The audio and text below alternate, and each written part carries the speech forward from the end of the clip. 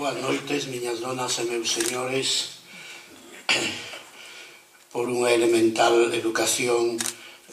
debo saudar en primeiro lugar a familia de Vitoriano Taibo. Eu non tiven unha relación estreita con el, pero tiven unha certa relación, probablemente moitos dos que están aquí, por cuestión cronolóxica, nin siquiera o viron unha vez. Eu tive máis ben unha relación epistolar, xa o teño contado nesta tribuna en algunha outra ocasión, e unha relación epistolar sobre unha das cousas que máis suscitaban nel unha paixón, que era a lingua. E de feito, as cartas que nos cruzamos, estando eu de catedrático no Instituto Jorge Manrique de Palencia e el residindo en Vigo, eran sobre cuestións do galego literario. Nas palabras de Marta da Costa, Breves fixo unha síntese moi axeitada da polifacecia intelectual do escritor que todos os anos nos convoca aquí, e tamén falou naturalmente do compromiso que Vitoriano Taibo tiña coa lingua. Eu creo que dentro das facetas de Vitoriano Taibo,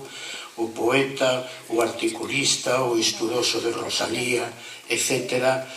a súa paixón polo idioma, o seu compromiso polo idioma, o seu compromiso moral e filolóxico co idioma galego debe de ser unha das facetas que máis debemos salientar sempre que fagamos unha evocación do home que ano tras ano nos xunta aquí. Tamén, despois de saudar a familia de don Vitoriano Taibo, naturalmente hai que facer un saúdo especial ás autoridades, en primeiro lugar o señor alcalde de Gondomar, e en segundo lugar, porque deberían de ser en primeiro todos, pero non pode ser,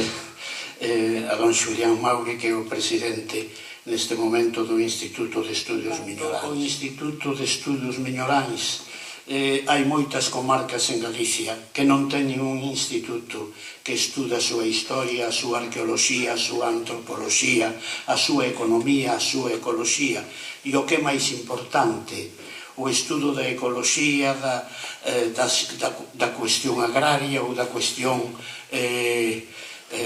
pecuaria para proxectala no futuro, porque é do que se trata para que a xente non só viva ben, senón que viva cualitativamente mellor. E vivir cualitativamente mellor quere dicir que ten que ser unha vida na que existan os libros de poesía, na que existan as novelas, na que existan a canción, na que existan os gaiteiros, na que exista a música, na que exista unha palabra que quizáis o resume todo, na que exista o espírito. Aquí está o Instituto de Estudios Miñoráns desde hai moito tempo e eu creo que cada vez con máis actividades. Eu, como presidente da Real Academia Galega, na medida que é unha institución que desde o ano 1905 representa dun xeito, eu diría, esencial a cultura galega,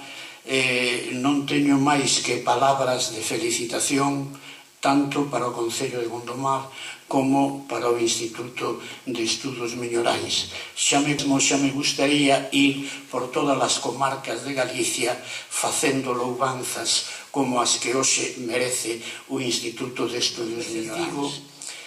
que o que todo o mundo sabe,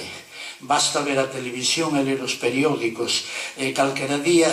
vamos chegar á conclusión de que o planeta vai ser destruído. Sin saírmonos de Galicia, de España, o planeta moral é un planeta tan desaxeitado, é un planeta tan fedorento, é un planeta tan podre que moitas veces non sabemos como seguimos adiante. Pois seguimos adiante, señoras e señores, porque aínda queda xente como o Instituto de Estudios Miñoráns, que son, como se di en galego de Lugo, os que terman do mundo. Do mundo non terma Bárcenas, do mundo non terma Rodrigo Rato, do mundo non terma Urdangarín. Eses son os que nos destruen o mundo. Pero ainda hai xente que cree na poesía, que cree na palabra, que cree no mar, e que cree na religión do mar. Eu quedei asombrado cando hai cousa dunha hora me agasallaron con este libro, e este libro suscitou no meu espírito unha extraña controversia, porque eu teño unha certa alerxia á palabra religión. Eu hai moitos anos que non teño ningunha crenza religiosa, pero hoxe vou sair daqui convencido de que hai unha religión que paga a pena, a religión do mar. A religión do mar, moi ben explicada polo seu autor Xosé Iglesias Lamela, moi ben explicada polo presentador do autor do libro,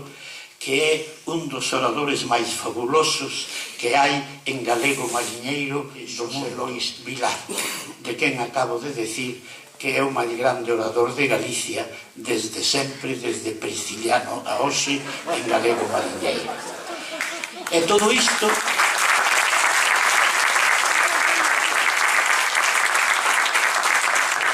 apuntarei nunha libretiña donde de vez en cando poño unha data importante que asistín á presentación do libro titulado A religión do mar. A partir de agora eu vou ser, ademais dun lector do libro, un devoto desa religión. Bastoume con entender a presentación que fixo Xosé Lois Vilar para chegar á conclusión que, así como o libro de Manuel Antonio no seu día fixo que os que entendían de poesía falasen de antes de Manuel Antonio e despois de Manuel Antonio, sin que isto queira decir que a poesía galega a partir da religión do mar vai ser distinta, pero este é un libro que é un libro insólito no panorama da poesía de hoxe. É un libro dunha forza que non teñen outros libros, é un libro dunha originalidade que non teñen outros libros, é un libro dun mundo, o mundo do mar, que non sempre foi cantado e poetizado e reflexionado como sen dúbida acontece en tantas e tantas páxinas deste libro.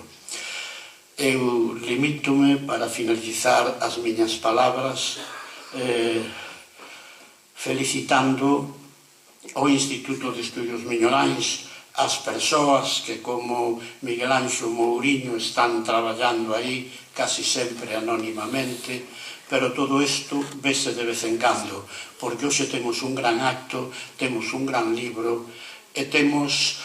forzas para seguir convocando o 10º, o 11º, o 12º premio de poesía, e temos forzas para seguir a todos, e aquí